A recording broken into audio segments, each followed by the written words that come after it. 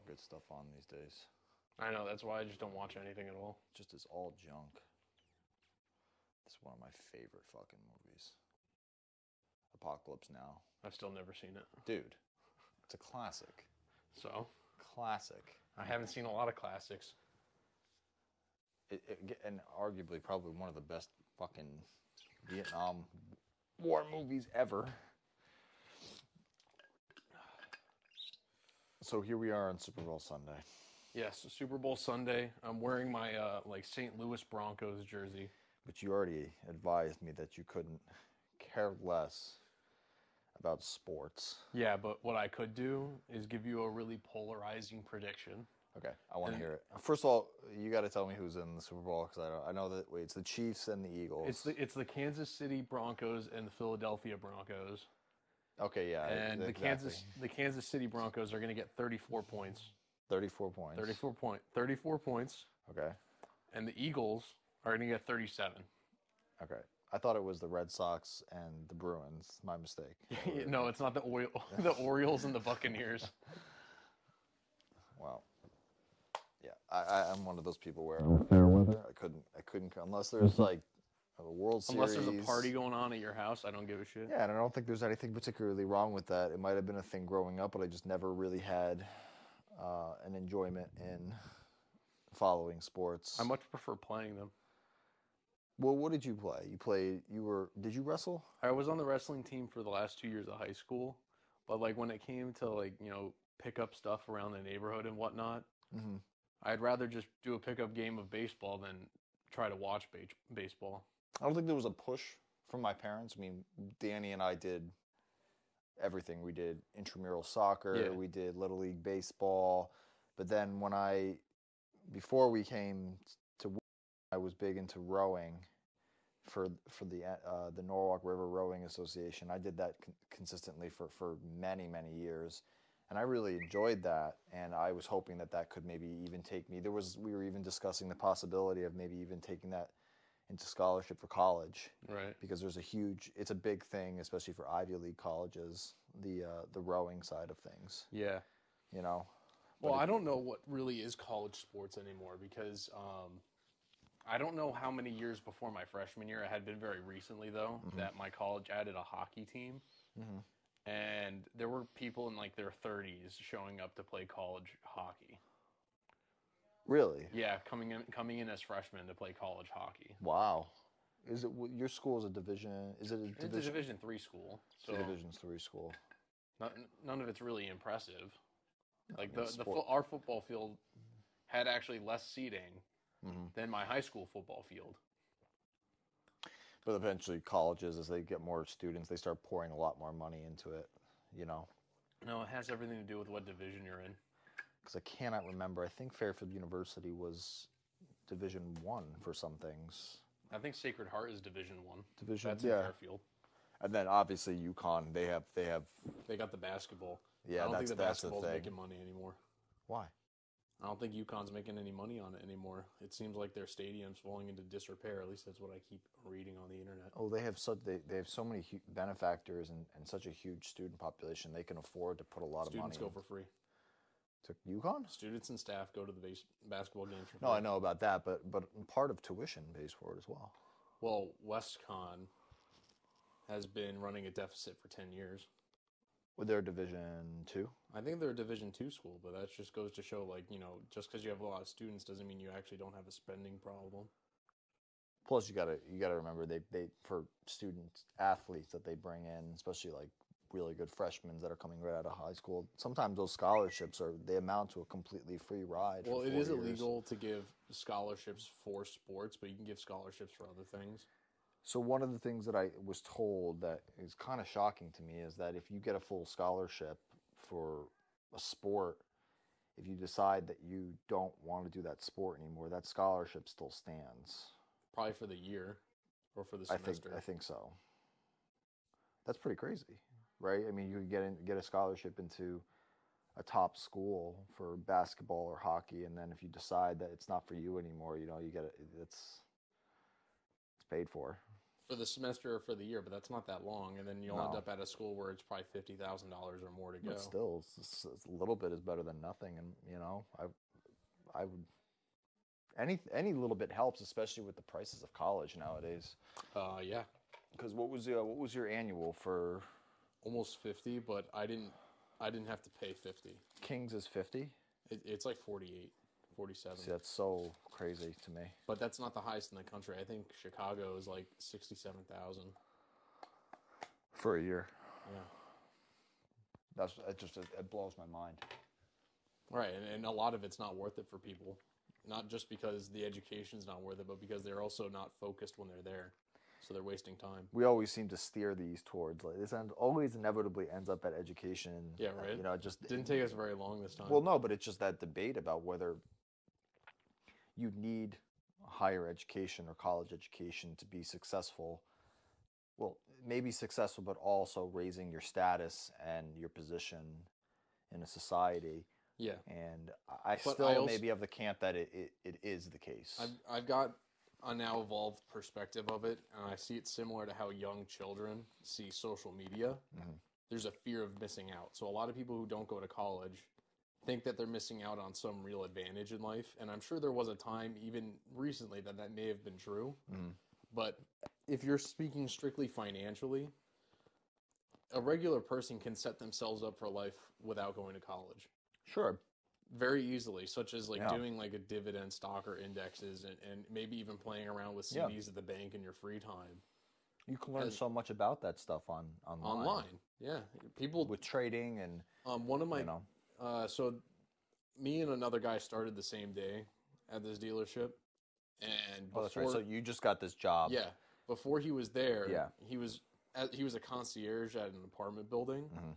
but he had a decent amount of free time, so he was day trading, and he had goals for himself, day Yeah. trading stocks and things like that and shares, where he was like, well, today I want to make $200 on it.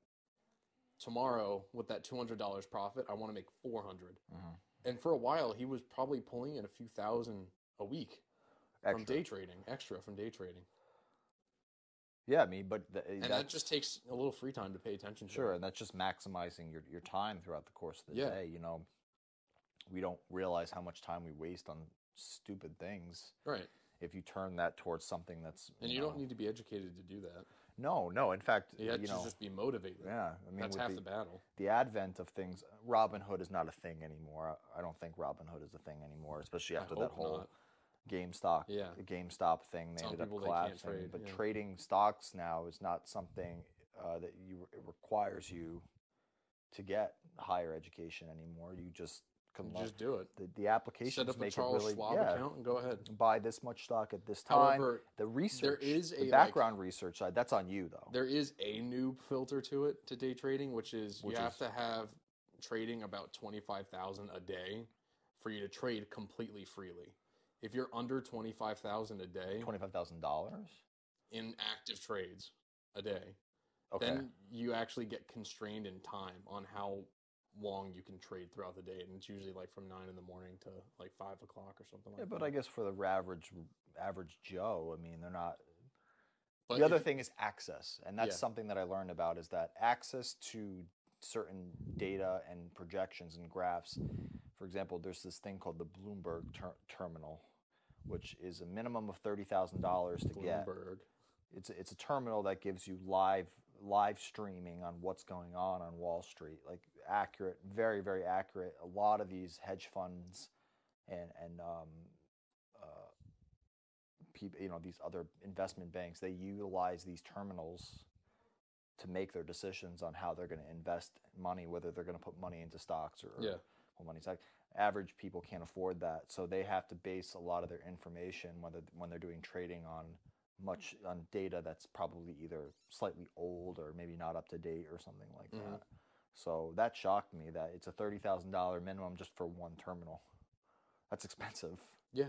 But So that means you're committed to it, or you have Yeah. another benefactor Yeah. to pay for it. yeah, that's crazy. That's so. First of all, that's really cool because I've always been interested when you look at like a hedge fund or Have you ever seen the movie Other People's Money with Danny No. DeVito? No. So, I'm assuming it's an older film. 90 Mhm. to 91, they filmed it. Mhm. It actually takes place where I live. It's about Danny DeVito, a Wall Street investment company. Like he owns the whole company. It's named after him. But like every morning, he wakes up and looks at an IBM computer. Okay. It shows him the stock market. Yeah. And he's watching a stock of a wire factory in New England go up, and he jumps on it to try to close it down, scrap everything, and take everyone's money. Yeah.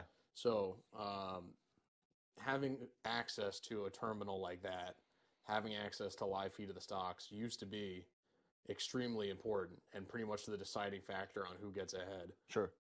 But now your phone is a very powerful device, and you can spend as much time as you want researching around on the internet, and you could probably find a lot of the information that's on those terminals you're talking about for free.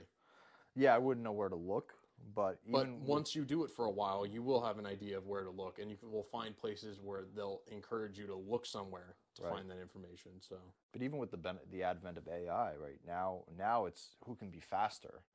And there was always who could be faster. So there was a project where they were trying to line a fiber optic cable from the stock exchange in New York to California. That's it. Yeah. So it used to be who was the fastest, but now it's actually who's the most consistent. So there's a company in New York City where they take stock exchange information, live feed, and then they send it through like 30,000 feet worth of cable in a single room just to slow it down to a palatable rate where you can read what's going on. I mean, it's so it's crazy instead of being as fast as point. possible, it's as consistent and slowly as possible. But it's to me, it's mind-boggling that it's like if a computer flips a digit and the integer goes from positive to negative. To me, it's mind-boggling now that we've gotten to the point where, you know, we're making trades has to be done because it's so quickly to be profitable that the distinguishing thing between the success or the maximizing profit is quite literally the speed of light, right? Yeah. There's this cool thing that when I was in high school that we learned about. It's like if you're at a concert in California, if you're standing all the way at the back, the speed of sound through air is roughly about 700 miles an hour. You can see what's going on. Somebody strikes it in real time. and if somebody strikes a chord, the person that's in New York over the radio technically they hear the sound first before the person at the back of the concert hall in California.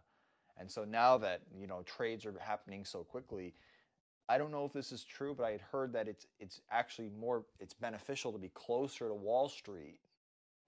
Well, it always was. That's physically closer because you're getting information much faster right. So than somebody instead of, that's let's say, wiring a fiber state. Optic cable from Wall Street to northern New Jersey, you only need to wire a fiber optic cable from Wall Street to your building next door. Right.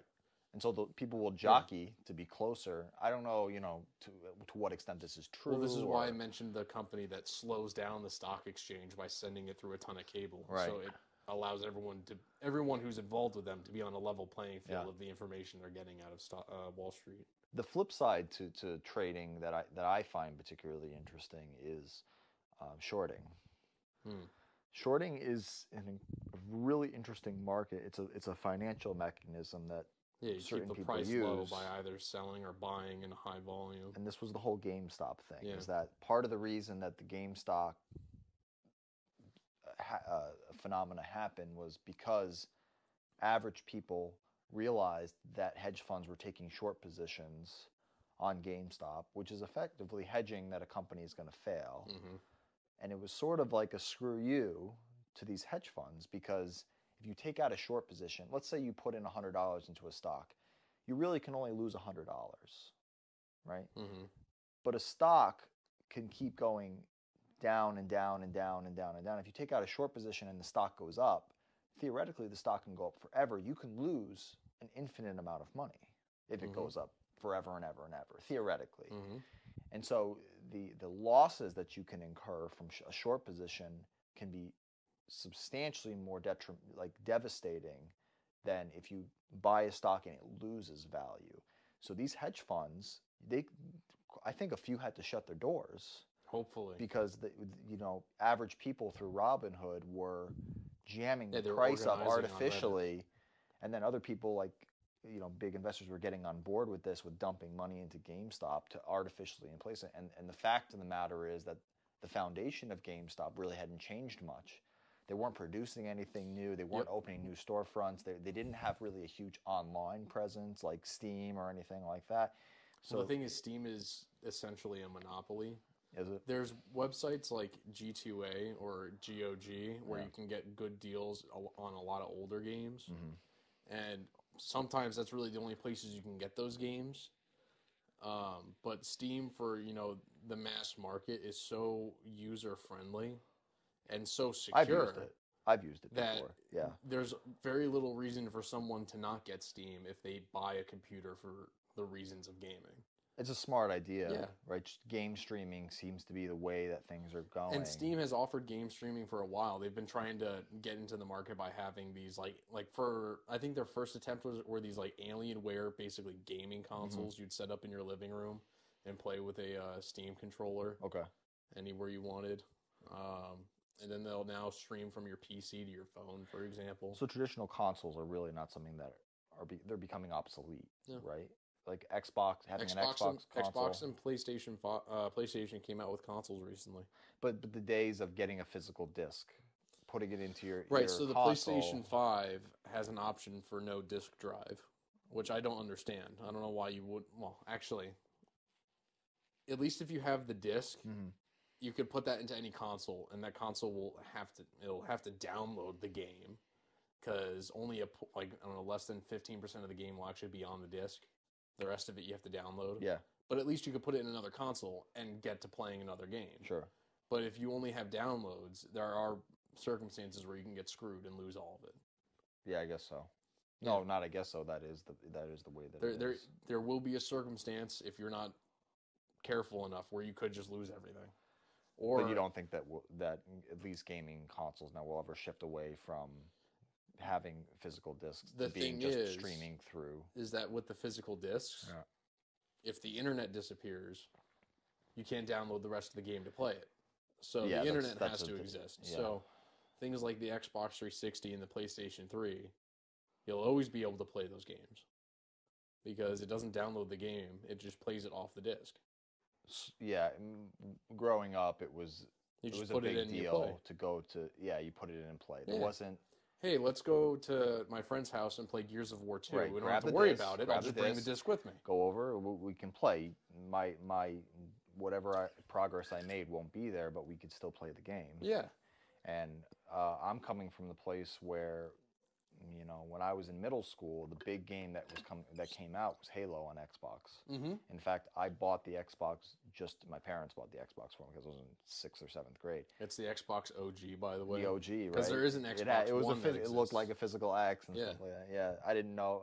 Xbox messed up really bad with these naming things. It was Xbox, and then it was Xbox 360, and then it's Xbox One. And now it's Xbox Series X. Something like that. I haven't kept up on it. But the big thing back then was Halo. Halo was such a revolutionary game. I was so excited. It still is one of my favorite games to this day.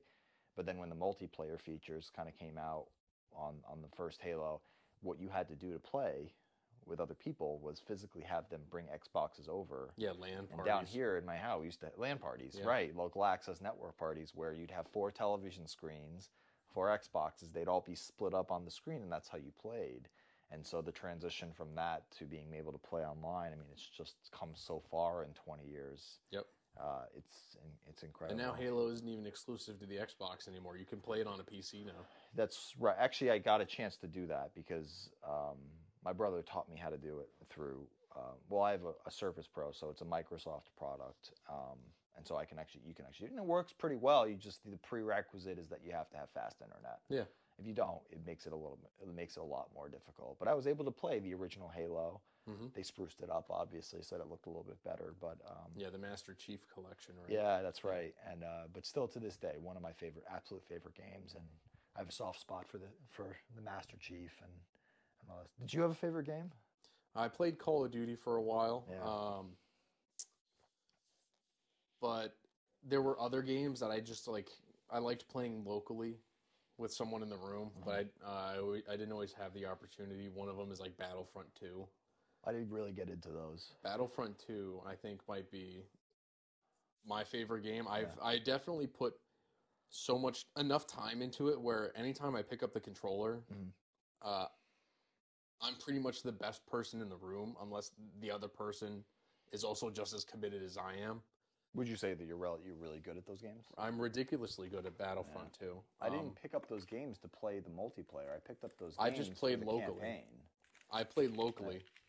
No internet. And I played enough where I learned like the physics of what's going on in the game. Yeah. So let's say I did play online multiplayer. I would be just as good. If not, I would be just as good as if I was playing locally. You know, playing against the bots, they're pretty competent. But you can set the level. I just learned like the physics of what the characters I'm playing as are capable of doing. So I think just being born in a time where I don't know anything other than internet and games consoles, I have an innate ability to learn them fairly well compared to someone who didn't have them. I think that I could be relatively competent because I have that background in first-person shooter games. The level of competition for Call of Duty and Battlefield and a lot of those, what's that other one where you build towers and the Fortnite thing. The level of competition and how young and how good people are, I couldn't. Part of it is being young. It's kind of like international soccer league. Yeah. They get young people in there. They get like 14-year-olds to play on the international leagues. I don't even think, even if I practiced and dedicated all my time to getting good. There's no reason to spend that much time playing Fortnite. That's the thing. There's just no reason. I think you can make a good argument that if you become a world-class Fortnite or Call of Duty player, there stands a lot of financial benefit. But that's their entire life. So you have to actually enjoy doing it. Sure, but you can make a career out of it. And a lot of people, I think a lot of kids, younger kids, aspire to becoming ever since a world-class young people. Like, if you ask a young person what their dream job is, a lot of it is... Sorry. Call is going out at my fire station. I got to turn that off somehow. Sorry about that. If you ask young people now, like, what their dream job would be, it would be just to be an internet personality that makes money. Yeah. It doesn't matter necessarily what they want to do, whether it's being gaming or having some unique thing that they can do. It's just a lot of young people have convinced themselves by seeing people on the internet that they can also make a living off the internet doing entertainment. It's sort of become these personalities. I mean, that's what happened to me when I was 13. I was like, oh, I could totally do YouTube. Right. And look what I'm doing right now. Even though I'm not making money off of it, I'm just having fun doing it. Yeah, I mean, the likelihood of success, it's a highly competitive thing, and those big streamers like XQC and Mr. Beast and I had a roommate the Logan who really Pauls. liked XQC, and I would joke with him all the time about it. I would like type it out in like some messed up way, like ECKS. Sure. CUESEA, just to fuck with him over text. But it's not easy to do what they do. They've developed a huge online presence and built up such a huge foundation. For Twitch streaming, a lot of it is just being committed to it.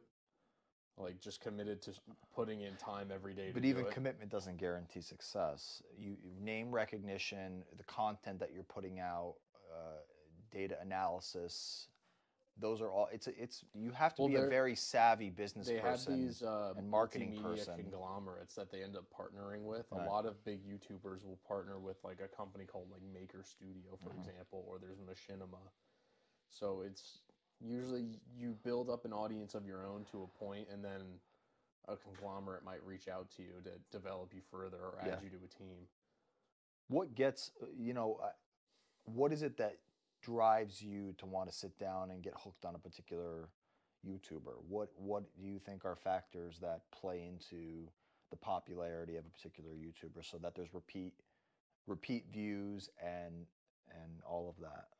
Well, I think in terms of like the last couple years, for example, it's just straight parasocial relationship. What is that? People were shut in, so they would sit and watch people on the internet, and they would develop these relationships that were completely one-sided. You know, the person is making content, right?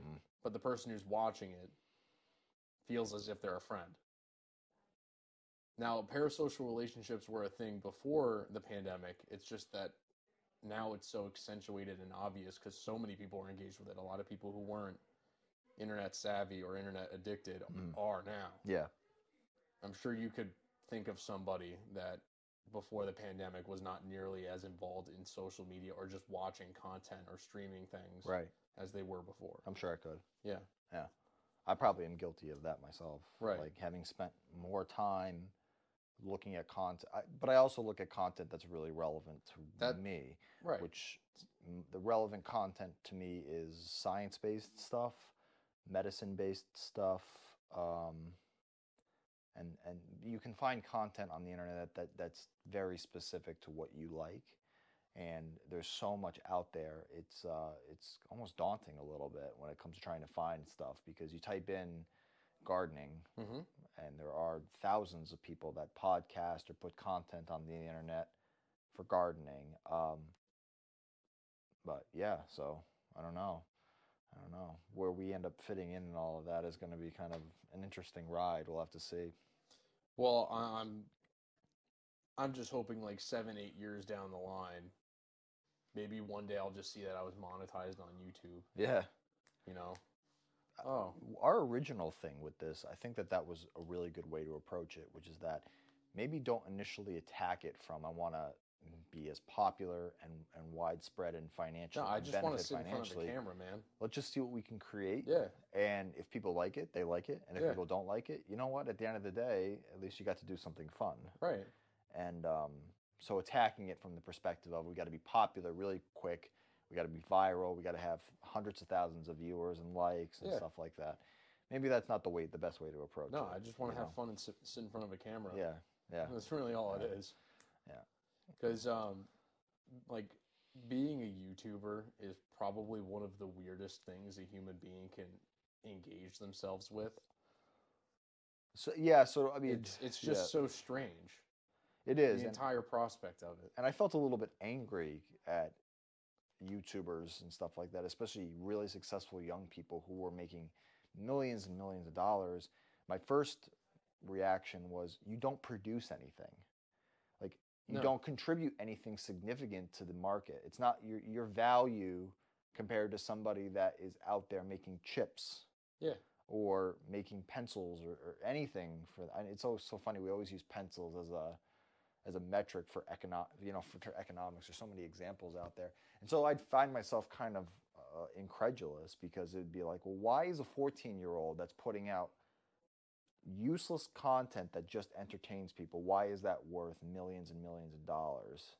And I'm starting to see more and more the value that it provides to people in general is that it's entertainment, and people need really to be important. entertained. Imagine, look at when TVs were really like a thing in people's homes. There were people who would just sit at home all day and watch TV. Right. It's the same thing. It's just now it's in your pocket and everywhere you go. Right. Yeah. So I'm starting to see the value of it. It's just when it becomes the thing that people do all the time. Right. It's just that there's two things humans really want in life: their food to taste good, their three things: their food to taste good, their environment to be comfortable around them, and to not be bored. To not be bored. And if not being bored means you're not producing anything, then that's you not being bored. But if you're being bored is like actually doing a hobby or doing a job, then that's you not being bored. Don't you think that's a newer thing, though? No.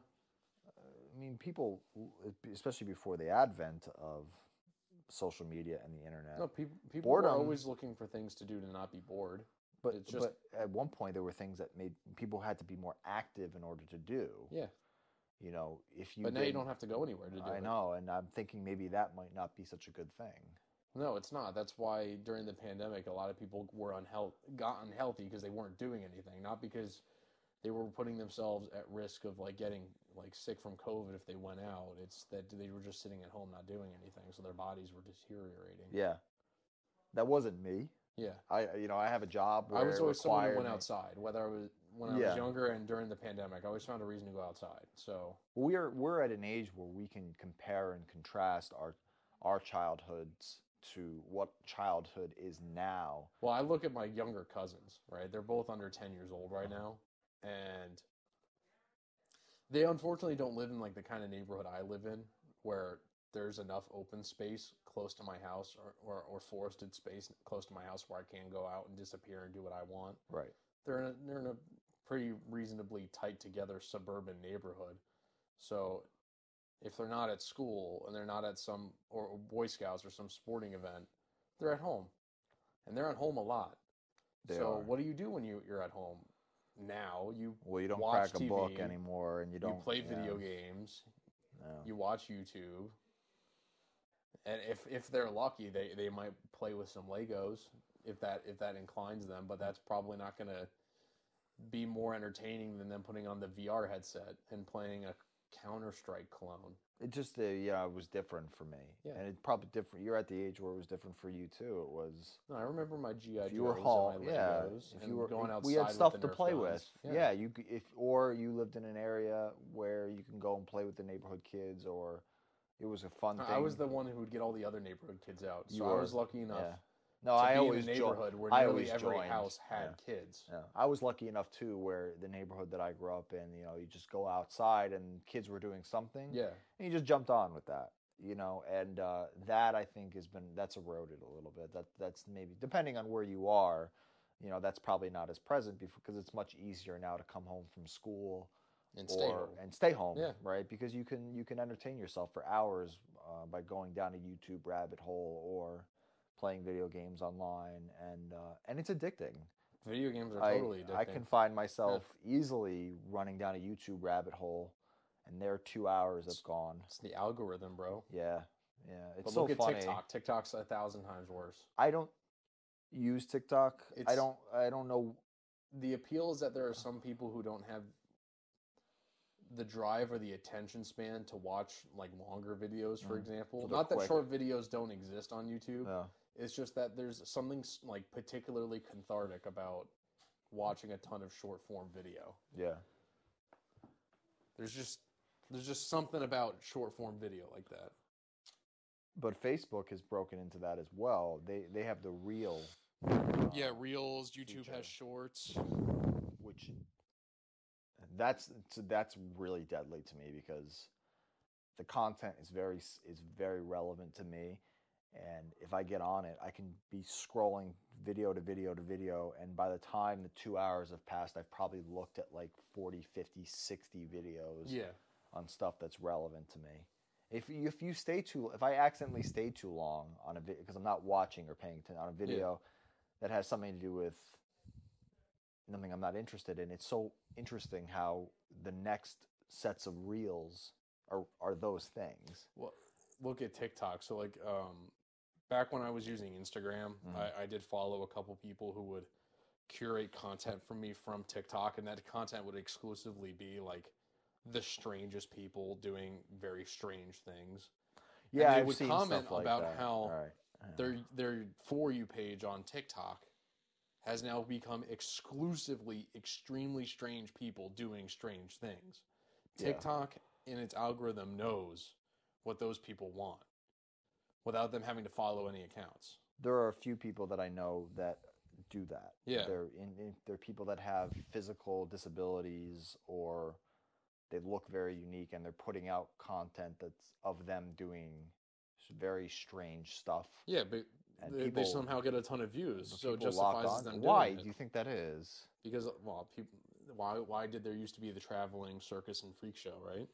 Yeah, because we want to see something that's otherworldly, right? It also makes us feel better. Well, because it makes us feel more normal. It makes us feel, exactly. Yeah. If you hit the nail on the head, it makes us feel better about ourselves to see somebody that's at a disadvantage. It's sort of like that Jersey Shore phenomena. Yeah. Right? Yeah. You watch it so that you the thing can about be reality engaged. TV is it's not reality, though.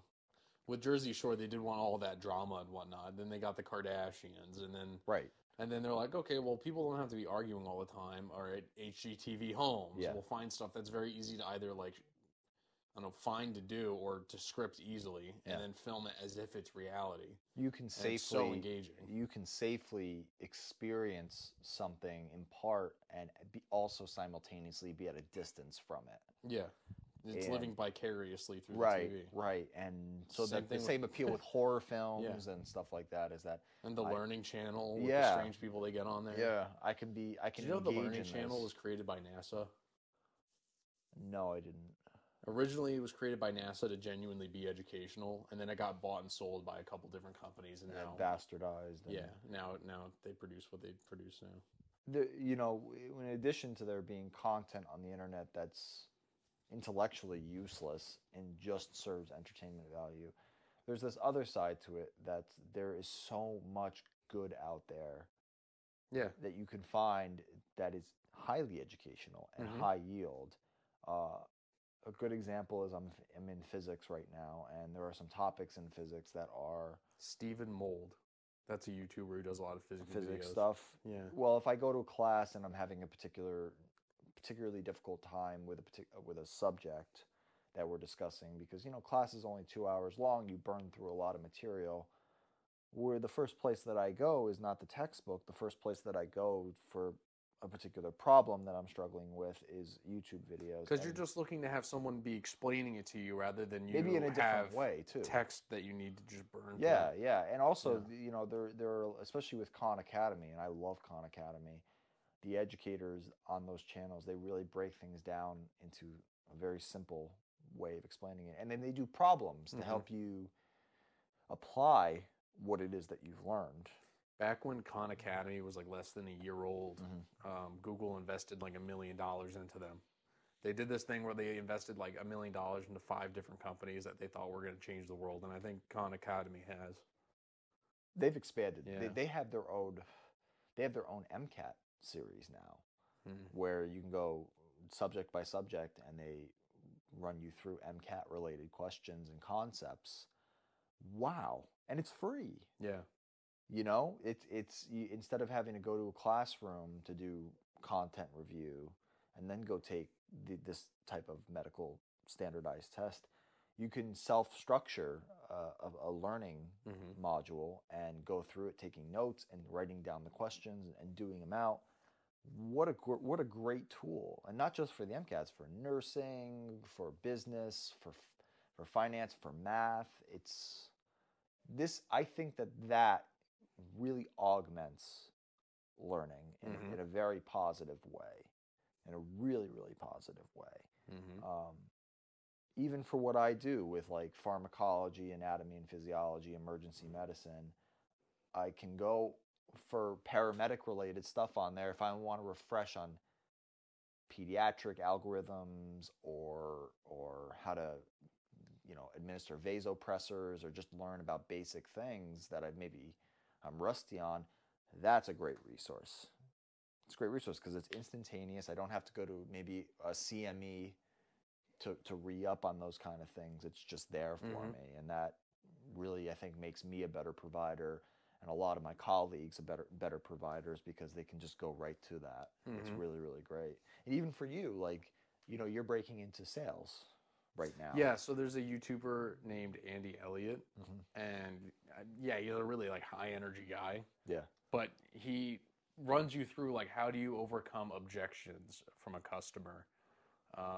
What are the kind of numbers you should be expecting and setting goals for yourself every month? Yeah. And also just how to be an enthusiastic and decent salesman and effective. Yeah. Right. Your goal is to sell cars. Right. So he's a good resource for people specifically in my market.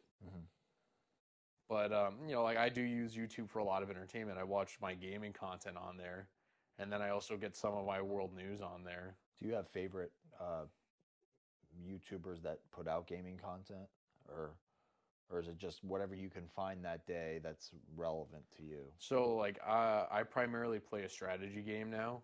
So what I'll do is I'll look up if there's, like, I'll come up with an idea for myself of what I want to accomplish in the game. Yeah. And I'll just go see if another YouTuber has done a video specifically about playing the game in that way. What's the game? It's a World War II strategy game.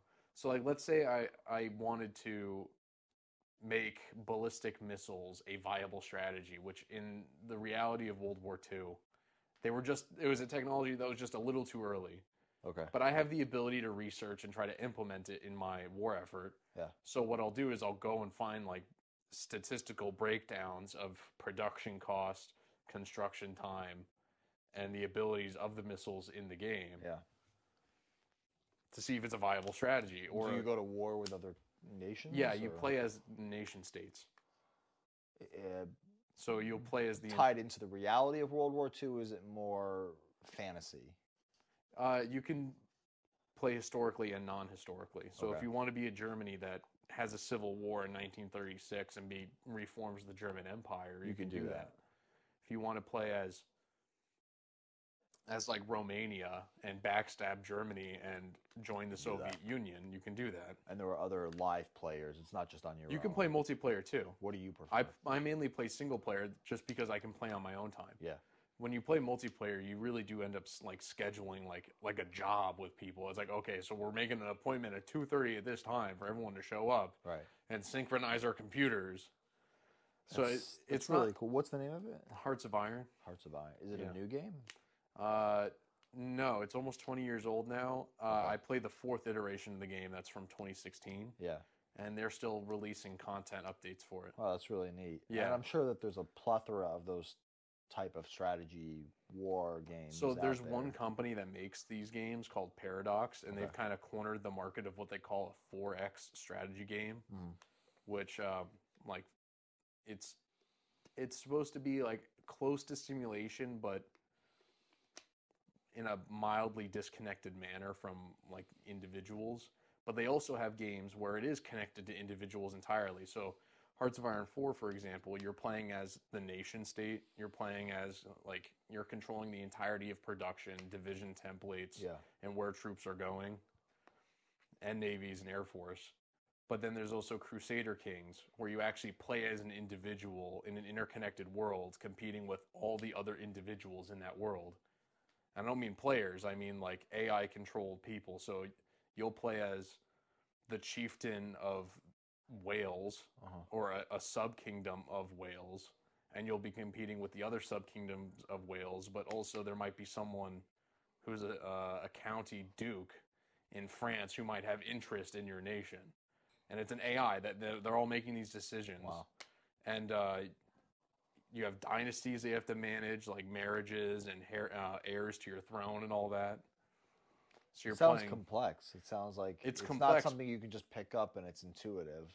That's the thing is, there's an intense learning curve to the Right. game, but there's no skill ceiling either. So it's hard to just pick up, but you'll never stop getting better at the game. There's always something you can improve upon. That's so cool. Yeah. That's so. Do things happen relatively fast, or it really depends? So let's say you play the World War II game. It takes place starting in 1936, and you'll typically play through to 1945 or a year or two after that to finish up the war. Okay. That might be like a 6 to 10 hour play session. Wow. But you could split that up. Yeah. You know, you play an hour or two here and then play an hour or two there. And then when it's done, you can just restart and Yeah. do something different. Play another nation, go do a different path. Like, oh, I want to play as Estonia and form the Baltic Unitary State and then join Germany to fight the communists as a democrat nation. That sounds like a really interesting game. You've been playing that for how long? 3 years. Wow. So you must be really good at it. I've had a few multiplayer sessions where I was kicked out for doing something that other people thought were bullshit. Like, I was playing as Siam, which is like or Thailand. I was playing with Japan to fight the Allies. And what I did was I went super deep into submarine technology to the point where they were completely undetectable. And I was able to convoy raid the northern Atlantic all the way from the Pacific. Which is a So crucial lifeline. Right, for so the I Allies. locked down all trade as a minor nation with undetectable submarines. And so you got the boot as a consequence. I got of the. that. They voted you off the island. There, so there to was a speak. rule put in against using those kind of submarines just because of me. Wow. Yeah, there was another game where I was playing as Spain, and the United States invaded Mexico. Okay. So I sent volunteer forces to help out. Okay. And then I actually got involved in the war against the United States. But the person who was playing the United States was not very good at the game. Right. So first, one person who had already been killed, I think they were playing like Hungary or something, I got killed. So they were just watching the American player screen, telling them how to like fix what's going on. And then a second person joined in and said, oh, wait, no, I'm going to join the game and actually co-op with the United States to help them fix what's going on. So now I was playing against 3 people as one nation. And then fascist Japan sided with Democrat United States to fight me in Mexico. So I was fighting 5 people, and they still weren't able to kick me out of Mexico. I wonder if there's any real-world application of these things. Actually, I watched a video today. Does our government? Is there a possibility? I don't know if our government is, but I'm going to tell you what the Russian government's doing. Simulations. I'm going to tell you what the Russian government's doing. So, do you know about the private military company, the Wagner Group? I'm not familiar with. So they're a PMC company within Russia that's actually fighting on the front lines for Russia. Okay. And they do a lot of propaganda as well.